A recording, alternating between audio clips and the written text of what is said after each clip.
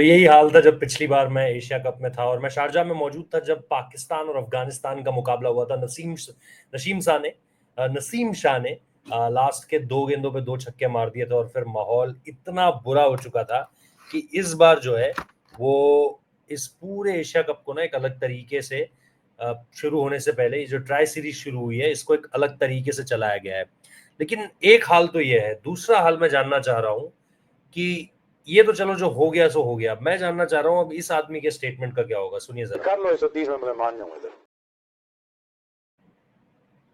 सुना आपने? कर लो 130 में मैं मान जाऊंगा इधर। भाई साहब, ये वो स्टेटमेंट्स हैं जो स्टेटमेंट अब शोएब अख्तर को या तो उनको क्रिकेट पर बोलना छोड़ना पड़ेगा या उन्हें अपना करियर खत्म करना पड़ेगा। क्योंकि जिस तरह की बातें पाकिस्तान के क्रिकेटर्स, एक्स क्रिकेटर्स जो है वो कर रहे थे, अब उनके लिए बड़ा मुश्किल हो जाएगा कि वापस आए। खैर, हम मैच पर पहले आते हैं और फिर इस बारे में भी बात करेंगे कि एशिया कप में जब अब इंडिया वर्सेस पाकिस्तान होगा, तो क्या सचमुच में इंडियन टीम के सामने कोई चैलेंज आ गया? पाकिस्तान ने अभी, मतलब इसी महीने, वेस्ट इंडीज के अगेंस्ट अगर आप देखोगे जिस तरह की हार का सामना किया, हालांकि फॉर्मेट दूसरा था, T20 सीरीज वो वहां पर भी जीते, ओडीआई सीरीज वो बुरी तरीके से हार गए, 100 रन भी नहीं बना पाए, तो वहां पर उनकी बड़ी क्रिटिसिज्म हुई थी। लेकिन T20 सीरीज वहां पर जीते थे। But at this point of time Pakistan के खुद के जर्नलिस्ट, कल मुझे याद है प्रेस कॉन्फ्रेंस जब हुई, कल नहीं परसों, मतलब जब प्रेस कॉन्फ्रेंस हुई, तो उनके एक सीनियर जर्नलिस्ट हैं शाहिद हाशमी, उन्होंने बाकायदा ये सवाल किया, अगर मैं सही आवाज से पहचान पाया तो सही उन्हीं की आवाज थी। उन्होंने जब अफगानिस्तान को नंबर 2 कहा, तो आपको ये समझ में आ रहा था कि पाकिस्तान ही नहीं, पूरे एशिया में हर कोई ये मानकर चल रहा है कि इंडिया नंबर 1 होगा, नंबर 2 पर होगा अफगानिस्तान, जो पाकिस्तान में भी सोचा जा रहा है। और इसीलिए मैं कह रहा हूँ, इस जीत को पाकिस्तान में क्या सेलिब्रेट किया जा रहा होगा मुझे नहीं पता, लेकिन पाकिस्तान के खुद के लोग, एक्स क्रिकेटर्स, जर्नलिस्ट, एक्सपर्ट्स, अधिकतरों की मैं बात कर रहा हूँ, वो पाकिस्तान को नंबर 2 पर भी नहीं रख रहे थे, 3 पर भी नहीं रख रहे थे, वो 4 पर रख रहे थे। उसके बाद बांग्लादेश को रख रहे थे, उनसे पाकिस्तान से ऊपर श्रीलंका, श्रीलंका से ऊपर अफगानिस्तान, अफगानिस्तान से ऊपर इंडिया, यानी नंबर 2 पर भी पाकिस्तान की टीम नहीं आ रही थी। अब पाकिस्तान ने क्या ऐसा कुछ कर दिया है जिसके बाद उनको उनके नाम को लेकर के चर्चा जो है वो थोड़ा सीरियसनेस के साथ बढ़ जानी चाहिए? ये आज का स्कोर है। पाकिस्तान ने 182, अफगानिस्तान ने 143। हम इस पूरे के पूरे मैच की थोड़ी सी चर्चा कर लेते हैं, उसके बाद इस चीज पर आएंगे कि क्या वहां जो 14 तारीख को जो मुकाबला होने जा रहा है उसमें किसी तरह की कोई प्रॉब्लम सामने निकल कर आ सकती है या नहीं। इस वक्त पर हम इसी बात पर डिस्कस करेंगे। बट इस मुकाबले को देखें तो पाकिस्तान के लिए अच्छी क्या क्या चीजें रही, क्योंकि काफी कुछ क्लिक होता हुआ नजर आया इस मैच में। सबसे पहले अगर आप बॉलिंग पॉइंट ऑफ व्यू से देखें, क्योंकि बॉलिंग पाकिस्तान की एक ऐसी चीज है, जब जब अच्छा करेगी पाकिस्तान की टीम अच्छा करेगी। जितने पिछले वर्ल्ड कप्स हैं, जितने पिछली मेजर डिफीट्स हैं, चाहे आप 2022 का फाइनल देख लीजिए, चाहे आप 2023 का वर्ल्ड कप देख लीजिए, चाहे आप 2024 का T20 वर्ल्ड कप देख लीजिए, हालांकि उसमें बॉलिंग ने अच्छा किया था, बैटिंग वहां पर डिसअपॉइंट कर गई थी, लेकिन ओवरऑल एशिया कप्स देख लीजिए, दोनों के दोनों, अगर आप इस टीम को जब जब खराब करते हुए देखेंगे ना, तो आप बोलेंगे यार पाकिस्तान की गेंदबाजी में वो बात नहीं है। इस मैच में देखिए, आप शाहिन शाह अफरीदी को देखिए, तमाम पेसर्स के आंकड़े उठाइए और उनका इकोनॉमी रेट देखिए, 5-8 से नीचे किसी का नहीं दिखाई देगा। शाहिन शाह अफरीदी 5 के इकोनॉमी रेट के साथ चल रहा था, और वो जो उसने शुरुआत में इन स्विंगर मारा, वो टिपिकल शाहिन शाह अफरीदी का एक इंट्रोडक्शन था। उसके बाद आप देखिए, मैं ये रखता भी हूँ आप लोगों के सामने ताकि आपको थोड़ा क्लैरिटी के साथ ये चीजें जो है वो मिलती रहे कि क्या हुआ और कैसे किस तरह से चीजें जो है वो आगे बढ़ी। बट ये अगर आप देखेंगे, 4 ओवर 21 रन, 2 विकेट्स लिए उन्होंने, लेकिन मेरा पॉइंट ऑफ व्यू है 5.25 का इकोनॉमी, ये सबसे इंपॉर्टेंट है। अच्छा, इस गेंदबाजी में जब आप मोहम्मद नवाज को देखते हैं, फहीम अशरफ को भी देखते हैं, हालांकि मैं नहीं मानता कि फहीम अशरफ को आपको एज अ बॉलर बहुत ज्यादा सीरियसली लेना चाहिए, और मुझे ये लगता है, मैं शुरू में ही बोल देता हूँ ये बात, मुझे ये लगता है कि पाकिस्तान जब एशिया कप में इंडिया के अगेंस्ट उतरेगा, या जो बड़े मैचेस होंगे पाकिस्तान के लिए, उन मैचेस में मुझे लगता है पाकिस्तान शायद इस कॉम्बिनेशन के साथ ना उतरे। वो फहीम अशरफ को यहाँ पर मौका दे रहे हैं, लेकिन मुझे लगता है जब पाकिस्तान एशिया कप में उतरेगा, वो शायद या तो अबरार को लेकर आएगा, या शायद वो जो है वो हसन अली को लेकर आएगा वहां पर। हसन अली थोड़ा सा बैटिंग से बेहतर है, मतलब अगर आप अबरार से उसकी कंपैरिजन करें, तो हिटे मार सकता है, मतलब जिसे आप बोलते हो ना कि लगा सकता है, एक आध उड़ा सकता है, उस तरह की बैटिंग वो कर सकता है। But at this point of time अगर आप देखोगे, तो मुझे लगता है कि फहीम अशरफ इस टीम की एक कमजोर कड़ी है। आज बैटिंग अच्छी करी इस मुकाबले में, उन्होंने वो जो रन्स बनाए वो काफी क्रूशल साबित हुए, बट विद द बॉल और विद द बैट जब आप फहीम अशरफ को देखते हैं तो आई डोंट थिंक आपको उतना कॉन्फिडेंस जो है वो फहीम अशरफ को देखकर मिलेगा। हारिस रऊफ ठीक है, वो 3 छक्के मारे राशिद खान ने उन्हें थर्ड लास्ट ओवर में, लेकिन उससे पहले जो उन्होंने विकेट मेडन डाला, आई थिंक उस ओवर ने पूरा का पूरा गेम पलट कर रख दिया। क्योंकि अगर आप बैटिंग पॉइंट ऑफ व्यू से भी देखोगे 12वां और 13वां ओवर, अगर आप बॉलिंग पॉइंट ऑफ व्यू से भी देखोगे तो वही फेज पाकिस्तान के लिए सबसे ज्यादा इंपॉर्टेंट रहा, और ये बहुत इंपॉर्टेंट है छोटे छोटे मोमेंट जीतना, क्योंकि T20 क्रिकेट में छोटे मोमेंट जो है ना वो आपको एक बड़ी जीत की तरफ ले जाते हैं, और वही इस मैच में हुआ। अच्छा, एक चीज जो मुझे थोड़ा सा सलमान अली आगा की कप्तानी में दिक्कत लगी मुझे कि कहाँ उन्होंने दिक्कत करी, आप देखिए उन्होंने सुफियान मुकीम को कहाँ इंट्रोड्यूस किया है, जबकि एक वक्त पर 90-93 पर 2 ही था। अगर आप अफगानिस्तान की बैटिंग लाइनअप देखेंगे तो ऑलमोस्ट 90 रन उन्होंने भी बना लिए थे, वो पाकिस्तान से आगे चल रहे थे। अगर आप पहले 10-11 ओवर का गेम देखोगे, वो विकेट के मामलों में पाकिस्तान से 1 विकेट कम खो रखा था, और रनों के मामले में पाकिस्तान से 10 रन ज्यादा बना रखे थे। उसके बावजूद भी देखो हारिस रऊफ को भी लेट लाया अटैक पे सलमान अली आगा, और इसके साथ साथ सुफियान मुकीम को भी रोके रखा। ये मेरा एक थोड़ा सा पॉइंट ऑफ कंसर्न है कि आपको अपने जो अटैकिंग बॉलर्स हैं, क्योंकि देखो चाहे फहीम अशरफ होगा, चाहे साइम अयूब होगा, चाहे सलमान अली आगा होगा, ये सारे आपके पार्ट टाइमर्स हैं। आपने दिखाया कि आपके पास बहुत सारे ऑप्शंस हैं, 7-7 ऑप्शंस आपके पास बॉलिंग के अवेलेबल हैं, लेकिन मुझे लगता है कि सुफियान मुकीम को पहले आना चाहिए, स्पेशली जब आप देख रहे हो कि पार्टनरशिप लगी हुई है और वो अच्छा ही कर रहे थे। तो उस समय पर मुझे लगता है खासतौर पर गुरबाज और अटल के बीच जो पार्टनरशिप हो रही थी वो बड़ी कमाल की हो रही थी, वो बड़े अच्छे पेस के साथ चल रही थी, और गुरबाज बहुत सही लग रहा था उस समय पर। बट आई थिंक वहां पर मेरे हिसाब से एक चूक हुई है सलमान अली आगा से, कि वो ये सोच रहे थे कि चलो जी और लंबा लेके जाता हूँ, लास्ट तक लेकर जाता हूँ, ऊपर से ही किल कर दो ना। हारिस रऊफ आया, 1 विकेट में डाला, मैच ही किल कर दिया पूरी तरीके से। तो वो मुझे लगता है ऑप्शंस पाकिस्तान ने दिखाए, लेकिन मैं अभी भी कह रहा हूँ ये लोग, मुझे ऐसा लग रहा है कि एशिया कप के टाइम पे फहीम अशरफ को माइनस करके, अगर फहीम अशरफ कुछ बहुत ब्रिलियंट नहीं कर जाते हैं, तो मुझे लगता है फहीम अशरफ का नाम आप कटता हुआ देखोगे वहां पर, या तो आप कंडीशंस के लिहाज से अबरार का नाम आता हुआ देखोगे, या फिर हसन अली का नाम आता हुआ देखोगे। पाकिस्तान की बॉलिंग बहुत जबरदस्त रही, एक नाम मोहम्मद नवाज का नाम है, बैटिंग से भी बहुत जबरदस्त बैटिंग करी है, बॉलिंग बड़ी जबरदस्त करी है।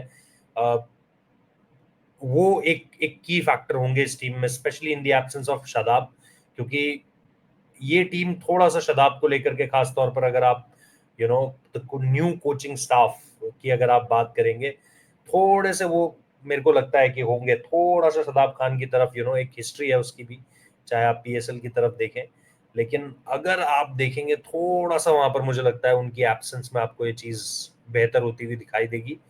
But coming to the batting part, यार बैटिंग पार्ट में सुफियान साहिबजादा फरहान ने जिस तरीके से शुरुआत दी, बड़ी कमाल की शुरुआत थी। स्ट्रगल क्या किया पाकिस्तान ने, साइम अयूब ने स्ट्रगल किया, फकर जमा ने काफी स्ट्रगल किया। अगर आप ये दोनों एक पॉइंट, और फिर नीचे मोहम्मद हारिस का पॉइंट छोड़ दें, क्योंकि हाँ, हालांकि बीच में एक नाम हसन नवाज का भी है, जिनसे बहुत उम्मीदें हैं पाकिस्तान को। पिछले कुछ समय में सबसे ज्यादा जो स्ट्राइकिंग की है, सबसे ज्यादा छक्के लगाए हैं, स्ट्राइक रेट जिस बंदे का सबसे सबसे ऊपर है। क्योंकि अगर आप सलमान अली आगा की आज की पारी देखोगे ना, तो सलमान अली आगा का क्या रहता है कि यार उसका करियर स्ट्राइक रेट ही अगर आप देखोगे 120 से ऊपर नहीं है। इस साल भी अगर आप उसका स्ट्राइक रेट उठा करके देखोगे तो 125 से ऊपर नहीं है। उसके बावजूद भी उसने एक ऐसी पारी खेली जिसमें अगर आप स्ट्राइक रेट पार्ट पर नजर मारिए सलमान अली आगा के, 147 का स्ट्राइक रेट है। उसके बाद आप इंपॉर्टेंट कॉन्ट्रीब्यूशंस देखिए, हसन नवाज नहीं चल पाए, लेकिन मोहम्मद नवाज का ऑलमोस्ट 200 का स्ट्राइक रेट, और उसके बाद फहीम अशरफ का जो स्ट्राइक रेट है 280 का। आई थिंक इसने वो जो थोड़ा सा 20 रन का कुशन था ना, वो इस बैटिंग ने दे दिया। तो हालांकि मुझे अभी भी लगता है कि पाकिस्तान के पास ये जो, जब हम बैटिंग डेप्थ ढूंढ रहे हैं ना, आज हालांकि अच्छी चीज ये हुई कि उनका टॉप ऑर्डर स्ट्रगल करा एक तरीके से। टॉप ऑर्डर में साहिबजादा फरहान को हटा दीजिए, क्योंकि 50-55 रन वो लगा चुके थे पहले 6 ओवर में, लेकिन उन्होंने जो मिडिल ओवर के फेज में बैटिंग करी है, वो ताकत रही है आज पाकिस्तान की टीम की। जिस तरीके से सलमान अली आगा ने विकेट्स गिरने के बाद भी अपना मोमेंटम गिरने नहीं दिया। आप चैंपियंस ट्रॉफी याद करो, चैंपियंस ट्रॉफी में भी ऐसे ही लग रहा था पाकिस्तान खेले जा रहा है, खेले जा रहा है, रिजवान खाए जा रहा है, गेंदे खाए जा रहा है। यहां पर सलमान अली आगा ने क्या करा, अपने नेचर के अगेंस्ट गेम खेला। उन्होंने रन्स बनाए, लगातार रन्स बनाए और तेज रन्स बनाए, और वो जो राशिद खान वाला ओवर उन्होंने पकड़ा, एक फरीद का ओवर पकड़ा, एक राशिद खान का ओवर पकड़ा, दोनों ओवर में मिला के कुछ 28-29 रन आए। सडनली आप देख रहे थे पाकिस्तान 11 ओवर में 80 रन है, सडनली आप देख रहे हो 13 ओवर में जो है 110-20 पहुंच चुका है, और उसके बाद पाकिस्तान ने 10 ओवर में 100 रन के करीब जोड़ लिए।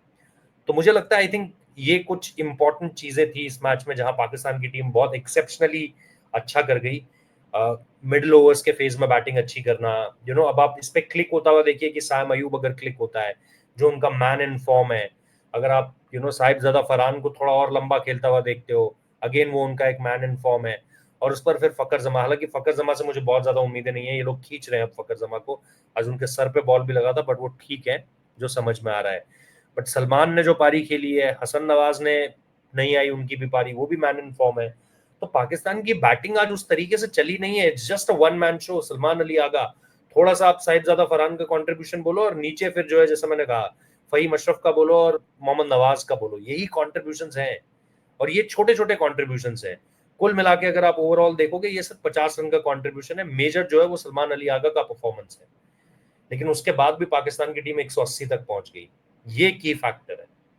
और ये मेरे हिसाब से जो coming to the India game, 14 तारीख वाला जो गेम होगा, एक तो देखो पाकिस्तान इस मैदान पर इस कॉन्फिडेंस के साथ जरूर आएगा कि यहाँ हमने पिछले 3 4 साल में भारत को 2 बार हराया है, और एक बार क्लोज गेम में ले गए जहां पर हार्दिक पांड्या ने लास्ट ओवर में मैच जिताया था। हार्दिक और जड्डू की पार्टनरशिप हो रही थी, 2022 का एशिया कप है, 27 अगस्त की तारीख थी मेरे हिसाब से, अगर मैं गलत नहीं हूं तो, क्योंकि मैं था वहां पे, मेरा पहला जिंदगी का इंडिया पाकिस्तान गेम था वो, मैंने पहला इंडिया पाकिस्तान गेम देखा था वो। तो वो जो गेम था वो मुझे बहुत अच्छे तरीके से याद है। फिर उन्होंने हमें 3 या 4 तारीख को, 3 या 4 सितंबर को दूसरा गेम था हमारा, उसमें उन्होंने हमें हरा दिया था। एक कैच छोड़ दिया था उसमें अर्शदीप सिंह का, से कैच ड्रॉप हो गया था, थोड़ी सी हमारी बॉलिंग भी उतनी बेहतर नहीं हुई, बैटिंग भी डामाडोल सी थी। तो और फिर 2021 का तो हम सबको याद है, जहां पाकिस्तान ने 152 रन चेस किए थे। तो इस मैदान पर एक पाकिस्तान आएगा थोड़े कॉन्फिडेंस के साथ, नो डाउट कि हमारी टीम बहुत तगड़ी है। और पाकिस्तान हमारी टीम के सामने अगर आप मैचअप्स भी लोगे ना, कि मैन ऑन मैन जिसे बोलते हैं ना, मैन टू मैन मार्किंग भी करोगे, वो चीज आपको नजर नहीं आएगी कि भाई साहिबजादा फरहान और अभिषेक शर्मा का स्ट्राइक रेट देखिए, प्लस जिस लेवल की बॉलिंग उसने खेली है, नहीं है कोई तोड़। शुभमन गिल देखिए, और उसके साथ अगर आप साइम अयूब को कंपेयर कर रहे हैं, नहीं है, कंपैरिजन नहीं है। नंबर 3 पर चाहे कोई भी खेलता है ना, चाहे आप सूर्य कुमार यादव को वहां पर खिलाते हो, या आप वहां पर संजू सैमसन को खिलाते हो, वो फकर जमा में अभी आउट ऑफ टच है वो पूरी तरीके से। तो अगर आप ऐसे करके चाहे सूर्या को ले आओ 4 नंबर पर, कोई तोड़ ही नहीं, हालांकि सूर्या का पाकिस्तान के अगेंस्ट रन नहीं आए अभी तक, तो वो एक पॉइंट होगा जहां पर इंडिया प्रूव करना चाहती है। तो इस लिहाज से मुझे लगता है देयर आर मल्टीपल थिंग्स, अगर आप मैन टू मैन मार्किंग में जाओगे, फिर अगर आप हार्दिक पांड्या वाला हिस्सा उसको अगर आप सलमान अली आगा, या फिर अगर आप देखो हसन नवाज से कंपेयर करते हो, कोई बात ही नहीं है, मतलब कोई कंपैरिजन ही नहीं है ना। उसके बाद भी अगर हम किसी किसी भी और को लेकर आते हैं, चाहे हमें विकेट कीपर जोड़ते हैं, अगर संजू ऊपर नहीं है तो नीचे जितेश होंगे, अक्षर पटेल जैसा ऑलराउंडर नहीं है इनके पास, है ना, फिर कुलदीप यादव जैसा कोई नहीं है इनके पास। अबरार हाल के समय में अच्छी गेंदबाजी कर रहा है, चैंपियंस ट्रॉफी में उसने अच्छी बॉलिंग करी थी। बट चाहे आप सुफियान मुकीम को उठा लो, चाहे अबरार को उठा लो, चाहे आप मोहम्मद नवाज को उठा लो, ऐसा स्पिन जिसे आप बोलोगे एक वरुण चक्रवर्ती जैसा मिस्ट्री भी आसपास भी नहीं है कोई। और फिर आप जसप्रीत बुमराह, तो कौन है उसके आमने सामने, कोई टिकता भी नहीं है। अर्शदीप सिंह 100 से ज्यादा T20 विकेट ले चुका है, ठीक है। तो अगर आप मैन टू मैन मार्किंग में जाओगे इंडिया के, कहीं कोई स्पॉट ऐसा है ही नहीं जहां पर आप बोलो यार इस मामले में पाकिस्तान बेहतर है। बैटिंग डेप्थ आप देखो, ओपनर्स आप देखो, मिडिल ऑर्डर देखो, फिनिशर्स देखो, स्पिनर्स देखो, फास्ट बॉलर्स देखो, नहीं है कोई कंपैरिजन। लेकिन क्या है ना, T20 क्रिकेट जो है वो बहुत ही, जिसे आप बोलो ना, छोटे छोटे अंतरों का खेल है। आज आप देखो 2 ओवर पाकिस्तान ने बैटिंग करते वक्त अपने पास मोमेंटम खींचा, और 2 ओवर में बॉलिंग करते हुए मोमेंटम अपनी तरफ खींचा, वो मैच जीत गए। तो कई बार छोटी छोटी गलतियां आपको ये मैच जिता देती हैं और सामने वाली टीम को हरा देती है। मेरा डर वो है कि अगर हम वो छोटे छोटे मोमेंट्स कहीं पिछले कुछ समय में, और अगर आप ओडीआई देखोगे, आप बोलोगे पाकिस्तान कहीं स्टैंड नहीं करता, टेस्ट क्रिकेट होता नहीं है, लेकिन अगर टेस्ट क्रिकेट भी होता पाकिस्तान कहीं स्टैंड नहीं करता। लेकिन जहां आप T20 क्रिकेट की बात करते हो, पिछले 5 मैचेस जो इन दोनों टीमों ने खेले हैं, ग्लोबल लेवल पे, अलग अलग दुनिया के अलग अलग जगहों पर, आप देखो 2021 से अगर हम शुरू करें, इन्होंने हमें हराया, 22 में पहला हमने इन्हें हराया, और दूसरा इन्होंने हमें हराया। तो पहले 3 मैचेस में 2-1 से पाकिस्तान लीड कर रहा है, उसके बाद हमने इन्हें मेलबर्न में हराया, तो हमने 2-2 कर लिया, और उसके बाद फिर हमने इन्हें न्यूयॉर्क में हराया, हमने 3-2 कर लिया। तो अभी भी जब आप देखते हो तो पिछले 5 मैचेस में 3 मैच इंडिया जीता है, 2 मैच पाकिस्तान जीता है, और कोई भी मैच ऐसा नहीं है जिसे आप बोलो कि यार वो वाला मैच याद करो, वो वाला मैच वन साइडेड हो गया था। कोई मैच वन साइडेड नहीं है, सिवाय वो जो 10 विकेट से पाकिस्तान जीत गया था। उसके बाद जैसा मैंने कहा, लास्ट ओवर तक चला 2022 वाला गेम भी, जो दोनों गेम्स थे वो ऑलमोस्ट लास्ट ओवर्स तक गए थे। मेलबर्न आप सबको याद है, 8 बॉलों में 28 रन चाहिए थे, विराट कोहली अगेंस्ट हारिस रॉफ। और फिर अगर आप देखो न्यूयॉर्क वाला गेम भी, एक वक्त पे लग रहा था कि रिजवान क्या कुछ कर पाएगा, लेकिन उसने हमेशा की तरह गेंदे ज्यादा खाली, बुमराह ने काम कर दिया। लेकिन वो भी एक लो स्कोरिंग गेम था, तो वो भी इंटरेस्टिंग हुआ था। लास्ट में इंडिया ने इजी कर लिया था, लेकिन इंटरेस्टिंग हुआ था वो गेम भी। सो अगर आप ओवरऑल देखोगे तो ये जो फॉर्मेट का ड्यूरेशन है, ये इसमें कहीं ना कहीं पाकिस्तान को भी कुछ चांस दे देती है। जिस तरीके से पाकिस्तान ने ये टूर्नामेंट ट्राई सीरीज स्टार्ट करी है, बढ़िया है उनके लिए। लेकिन आपको हैरानी नहीं होगी कि अगर यूएई के अगेंस्ट ही पाकिस्तान आपको सेम पाकिस्तान की टीम, और आज ही मैच है, स्ट्रगल करती हुई दिखाई दे। बिकॉज आप जानते हो कौन से दिन कौन सा पाकिस्तान मैदान पर उतरेगा, ये किसी को भी नहीं पता। बट गुड साइंस, पाकिस्तान में जो बड़े बड़े एक्स क्रिकेटर्स, जैसा मैंने आपको सुनाया भी, एक्स क्रिकेटर्स जिस तरह की बातें कर रहे थे, उन बातों के बाद इस तरह की परफॉर्मेंस आनी जरूरी थी। सुनिए जरा। Carlo is a decent Lemania with it. Carlo is a decent Lemania with it. तो ये बंदा जिस तरह की बातें कर रहा है, आई थिंक बहुत बड़ी बड़ी बातें हैं, और एक्स क्रिकेटर्स को जिन्होंने क्रिकेट खेली है उन्हें इस तरह की बातें नहीं करनी चाहिए।